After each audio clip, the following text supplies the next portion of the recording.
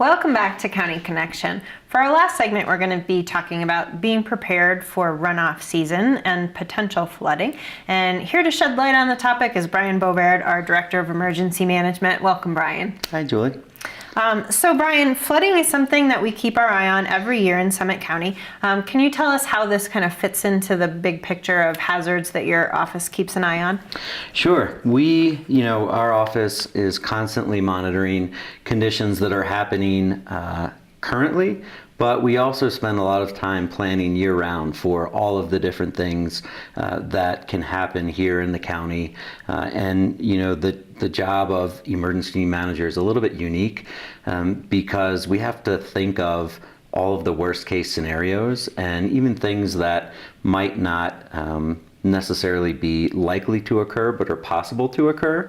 And so one huge priority that we have when we're doing planning is a lot of our plans are really all hazards plans so that we can incorporate a lot of the activities or actions that need to take place, whether it's a wildfire or a flood or anything of that nature. So thinking specifically about flooding, when do we typically experience that in Summit County? And what are some of the factors that play into the timing? Yeah, it's always a little bit different, and really depending on where you live, if you looked around right now, you might think we're already in runoff because in a lot of places, the snow is melting pretty quickly. But what we really look for that impacts the water levels is the melt off up high in those high alpine areas. And so what typically that generally starts to occur sometime towards the end of May. But it can change every year. Right, and that can be a little bit deceptive down in the valleys where it feels a little bit more like spring, and we don't really see as much snow. Yeah, absolutely.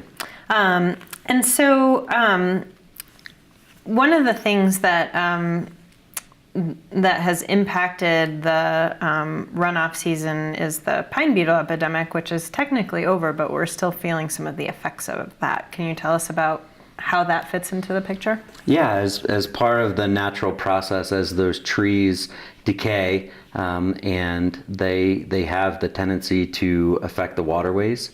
And especially this year, with all of the avalanche activity that we had, even more than just the pine beetle kill, we're keeping a close eye on all of that debris in the waterways that can cause any number of issues. Great. And then, so how should someone who lives in Summit County determine whether their property is prone to flooding? Great question. So there's a lot of resources out there.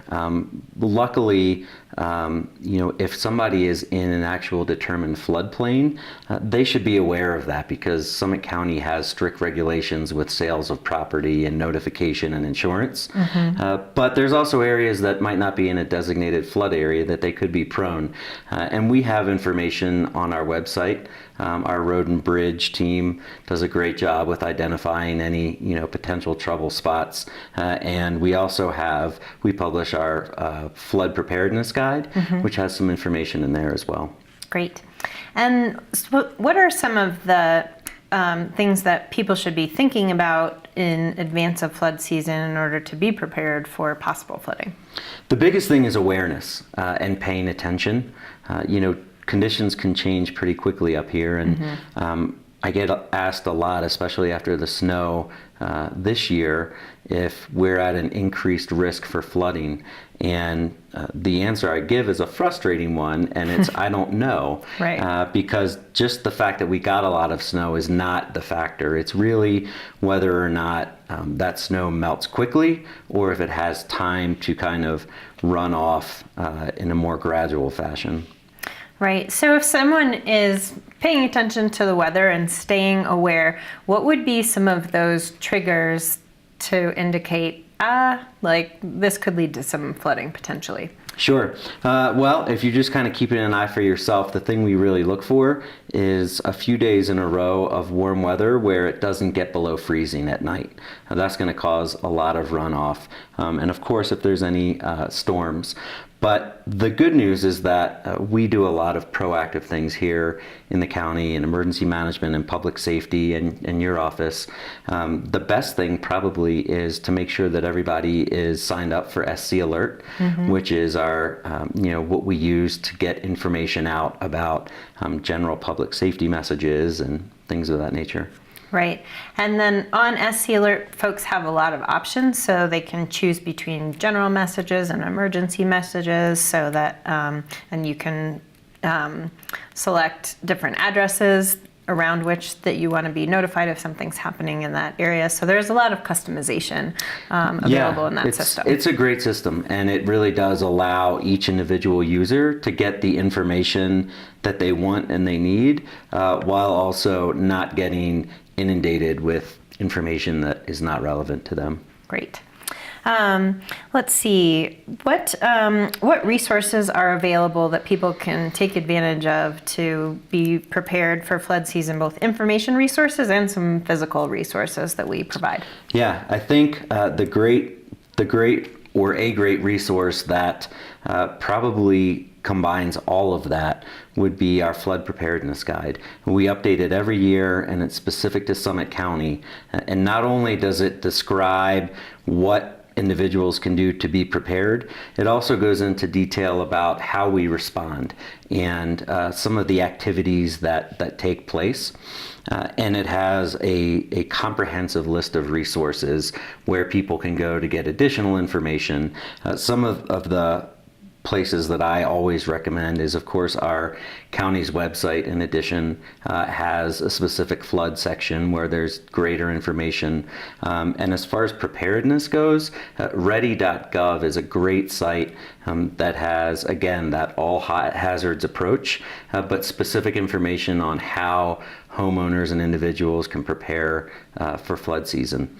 And as far as the actual, some of the physical protective resources that are out there, I think probably the best one is throughout the county we offer free sandbags. And in that flood preparedness guide, there's a comprehensive list of where those locations are, and with little maps to indicate where they can go and get some sandbags. So they're free, and anybody that's concerned with their house potentially being in a flood prone area, it's a great idea to have some on hand. And in the trusty flood preparedness guide, there's also kind of a how-to on the theory behind sandbags and how to effectively use them. Right. It's really a whole great big beautiful world of sandbag construction. It is. It's more complicated than you might expect. It is. It's a learned skill. There's a method to the madness. That's right. All right. And you can get that flood preparedness guide at www.summitcountyco.gov/flood. And you can find all the great information on preparedness for all hazards at Brian's section of the website at summitcountyco.gov/emergency management. Let's see, Brian, any other tips for runoff season that we should keep in mind as we prepare for possible flooding? Yeah, I think the biggest thing really is, again, being engaged. So understanding what the risks are, because it's different up here in the mountains. And also, just being prepared. The things that we talk about for all of the hazards that we face, having a plan, having a family plan that everybody's aware of what to do in an emergency. Right, or if you get separated. If they're separated, yeah, exactly. And also, a lot of times when we talk about flooding, people think of these catastrophic incidents where, it's worthy of the national news. And the reality is the greatest hazard is something that we will see time and time again throughout the spring and the runoff season. And that's just, what seems to be a little bit of water going over a bridge or, affecting a roadway. While it doesn't look like it's that much, they say 6 inches of water can sweep a person off of their feet. And 12 inches of moving water can sweep a car off of the road. So, flooding doesn't have to be this major incident. It's a part of everyday life here. And I think with the resources that we mentioned, people just having a really good awareness and being engaged of what the hazards are, so they can protect themselves is huge. All right. Well, thanks very much, Brian, for sharing all this great information with us. And thanks for all you do to keep Summit County prepared for whatever may come at us. You bet. Thank you. And thanks to those of you at home who have joined us for another episode of County Connection. We'll look forward to seeing you next month.